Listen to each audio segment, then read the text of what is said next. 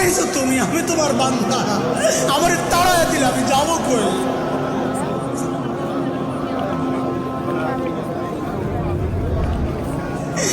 কই যাবো?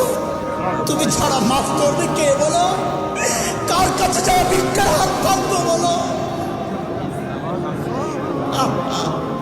কি দোয়া শিখাইয়া দিয়েছেন নবী ভাই, কি দোয়া শিখাই ওইভাবে মালিককে বলেন না, তুমি আমার রব, আনতা রব্বি, আনতা রব্বি, আর কেউ না।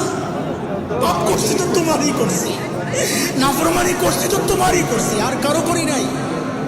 বানাইছো তুমি, এখন আমি যাবো কই? করে ফেলছি, এখন যাবো কই বলো? সুন্দর কথা।